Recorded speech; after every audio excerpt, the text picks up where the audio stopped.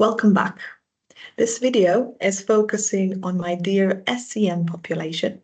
In other words, those children who might have delays in development, some difference in functioning, maybe some disabilities or chronic illnesses, or differences in how they experience sensory stimulation, and of course, our very big neurodivergent community.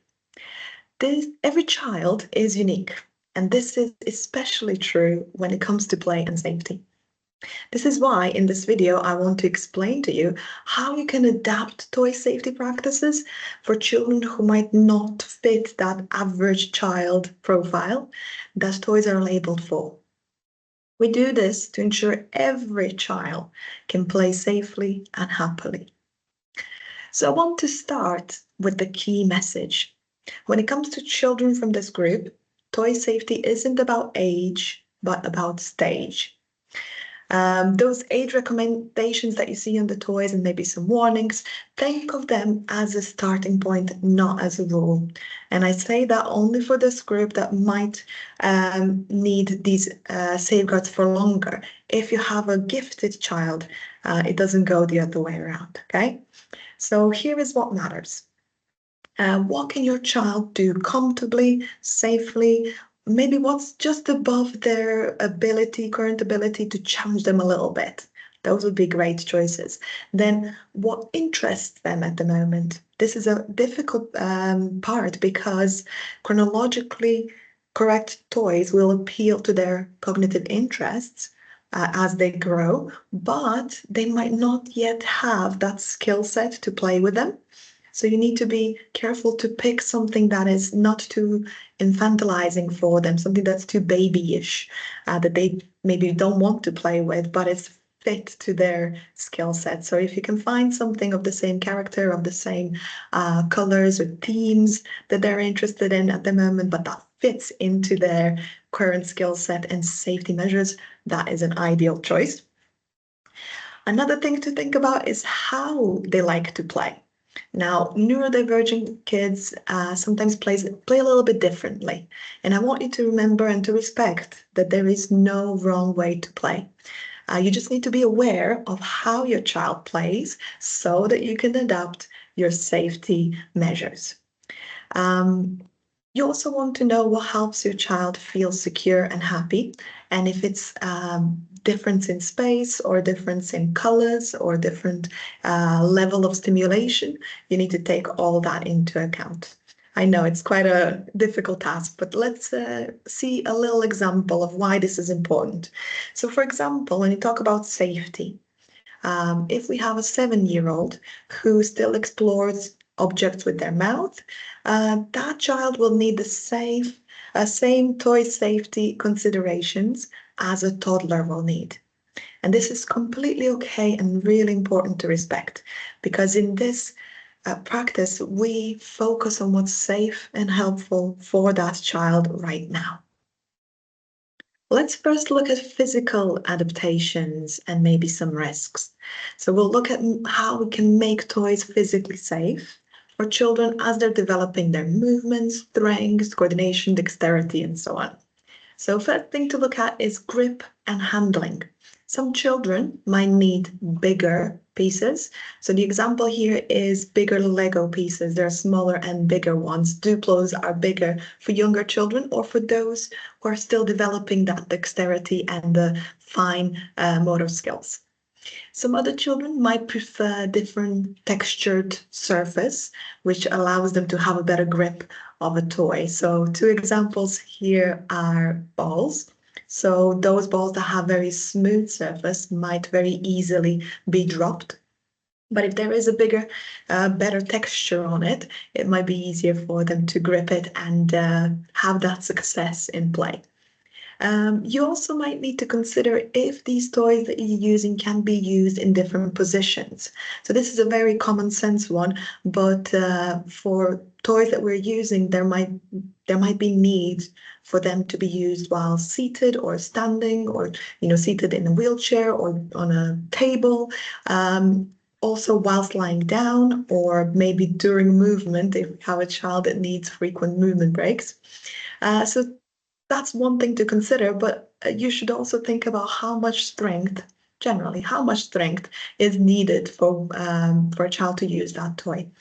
It might be strength, might be dexterity, might be, coordination or some other physical skill.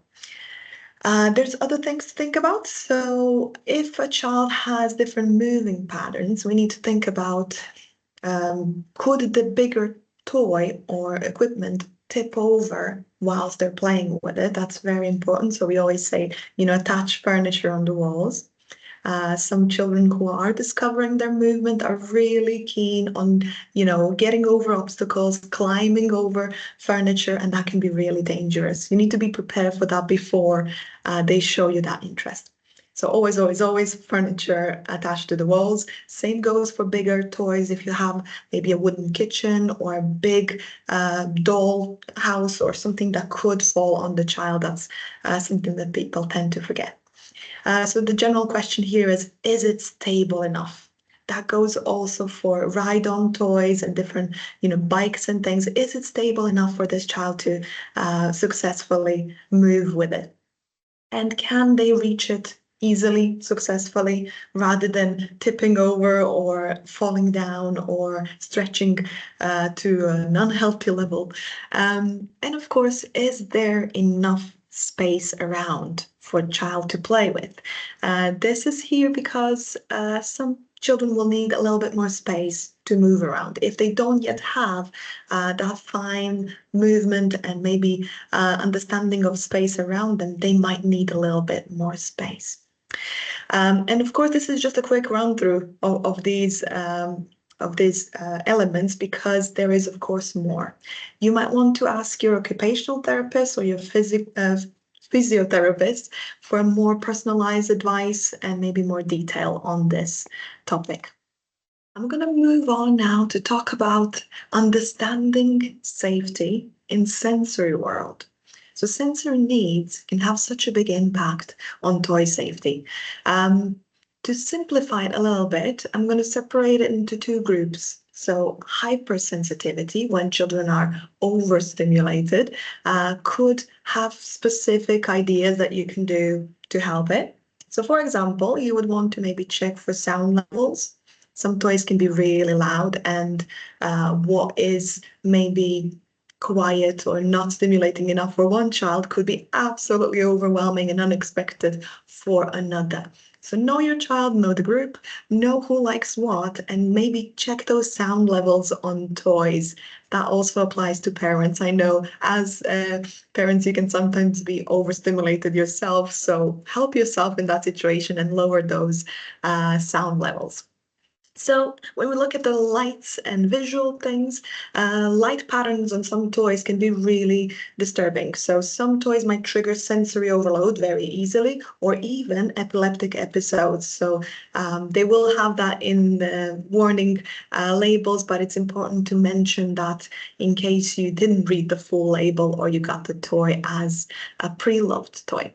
So colors of toys are a big topic online at the moment. In the last few years, we've seen an influx of an increased popularity of Montessori toys, wooden toys, those pastel colors and beige. This would be suitable for children who might be easily overstimulated, visually overstimulated, possibly a better choice than those very bright, colorful red, yellow, blue toys that you can often find in toy stores. And it's important to add, having less toys in a visual space can feel a little bit relaxing and soothing for children who might be a little bit overstimulated, just to reduce that visual clutter, basically.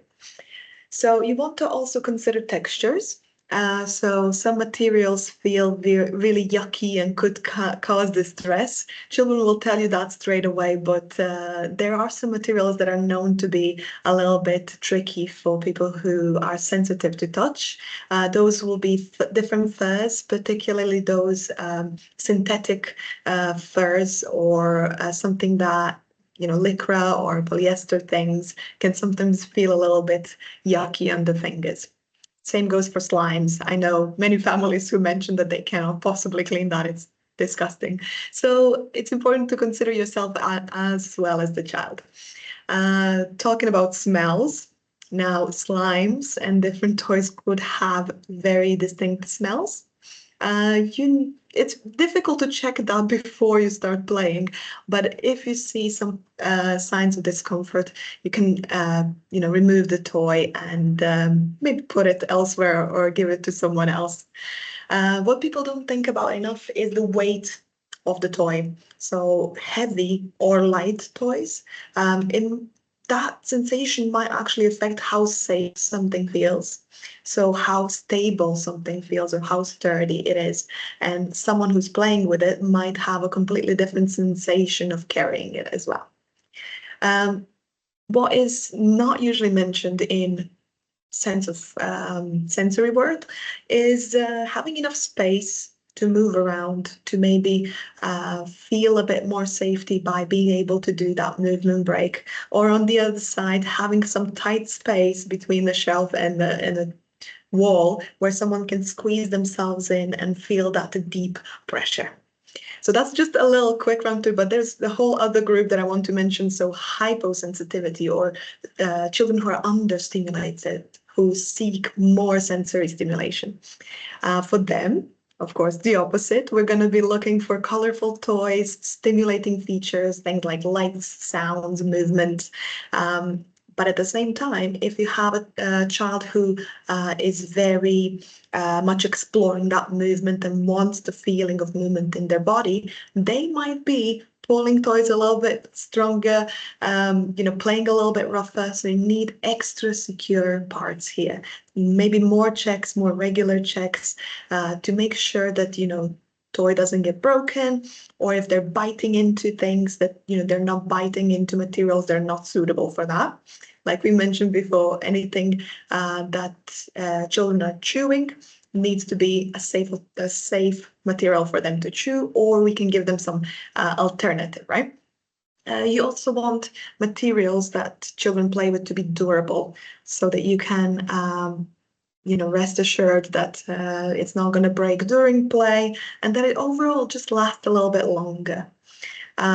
You, as a parent, will probably know already that you're trying to make some clear boundaries for safe exploration, sensory exploration, which is really important. But for here, I want to mention that it's important to plan and offer diverse, acceptable options rather than just remove things and forbid things and leave child without actually meeting that need, because they're just going to continue and search for other things that could meet that need. So if you can, offer something that is acceptable for you in terms of safety, but is meeting that need.